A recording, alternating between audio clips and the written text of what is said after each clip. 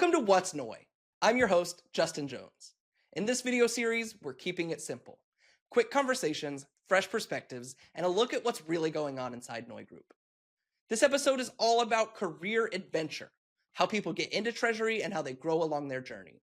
And it's going to be a very special episode because we have our first ever member guest, Summa Simmons, Associate Vice President in Global Treasury at Victoria's Secret. Summa is a true career adventurer whose path has taken her across financial services, healthcare, and now into retail. Summa, thanks for joining us on the show. Justin, thank you for having me. Super excited to be here and look forward to jumping in. Now, you're a self-described career adventurer, and I think that's a really fun turn of phrase. I want to get into that and figure out what drives you and what advice you have for others that want to go on that kind of journey. To start, how'd you get into Treasury in the first place? So what most people know about me is that I started my career in accounting, super structured, very rules-based, but also I knew I was wired for connection. Treasury found me through a leader who saw how I balanced technical skills with people savviness. That blend of numbers and nuance is what pulled me in and kept me here. My condition when I said yes to that first role was, if I don't love it, can I go back to accounting? And we're having this conversation now because I've never looked back. Were you always a numbers person? Is that why you started in accounting? It's funny you should ask that question. I have always been a numbers person, so much so my sister is 10 years younger than I am. And when she started kindergarten, I was probably in, let's say, sophomore year, high school.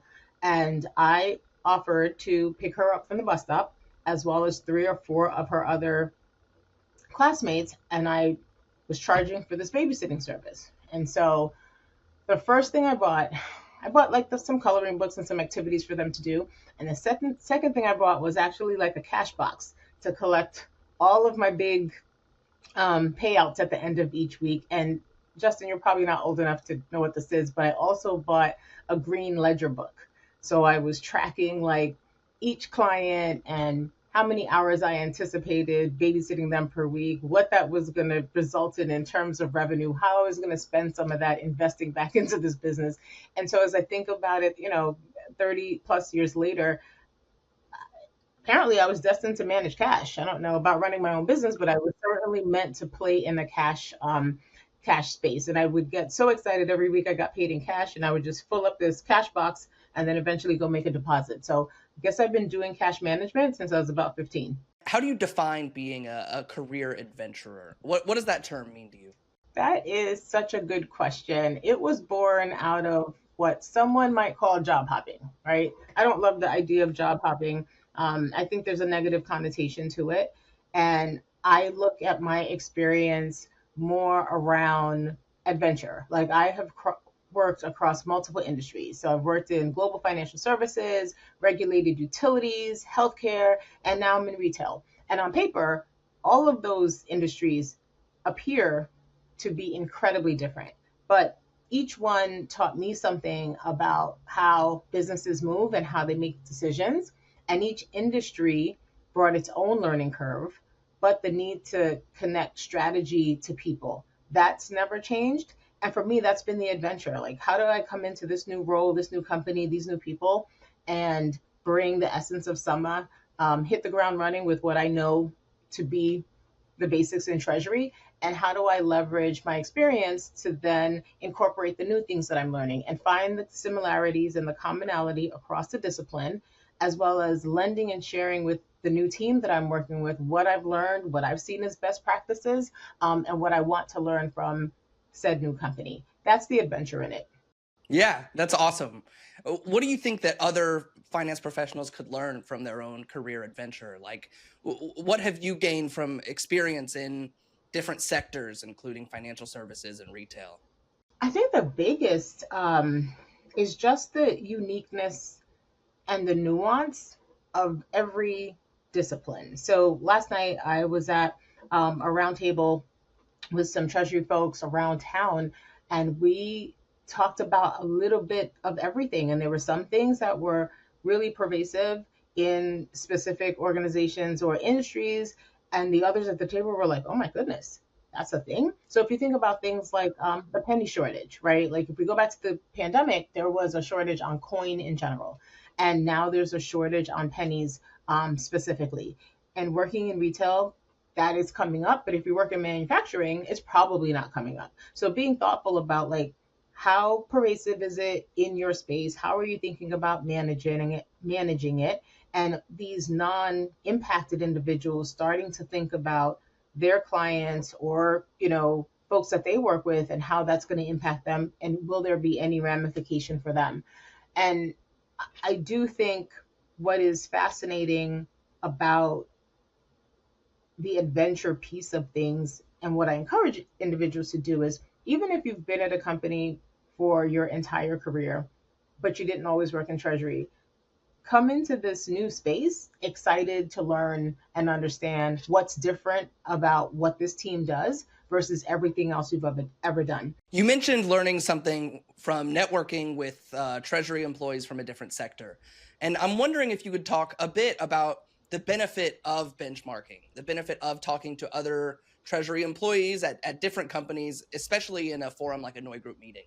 Oh my goodness. I benchmarking is your $1 million back pocket um, I don't know, strategy, right? So specifically if you are long tenured at your company, it's so important to remain relevant.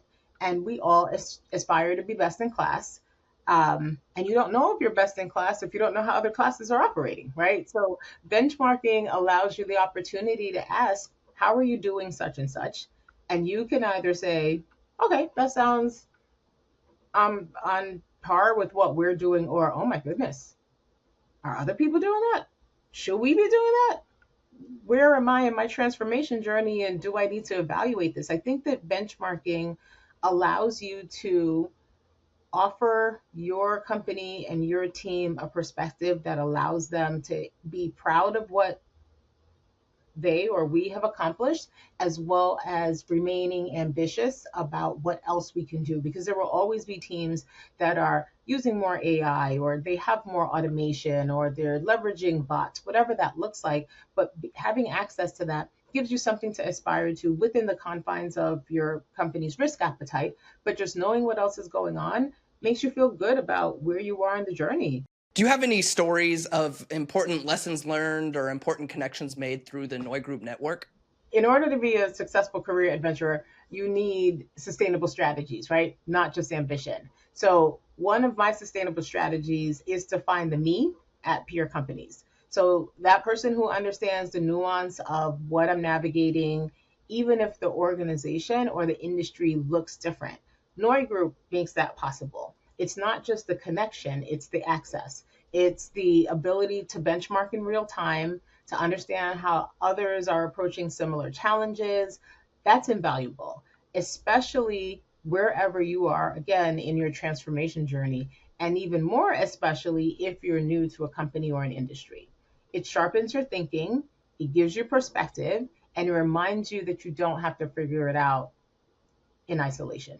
One thing that I like to do as we end every episode of the What's Noi show is wrap up with a slightly off-topic question. And I know that you're a big fan of food and big cities. So I'm wondering if you have an answer on maybe the top 3 food cities in America that you've been to. I will say that you're setting me up. And this is a trick question It's a because trick question. I'm a New Yorker. So, of course, New York City has to Uh-huh. be at the top of this list, hands down. I would also say New Orleans, the food scene Yeah, there is unmatched. And good after answer. this summer, visiting San Francisco, I think I'm putting them on the list. I think I think I'm adding them. I think I'm adding them to the list. I ate incredibly well in San Francisco. I didn't expect to. Like food was just really incredible. I would say New Orleans just the food like hugs your soul, and New York, it gives you range. It gives you Yeah, everything the you could range in New possibly York is want. crazy. Range is crazy, and what's fascinating about the range in New York is you can get just about anything authentically at every price point.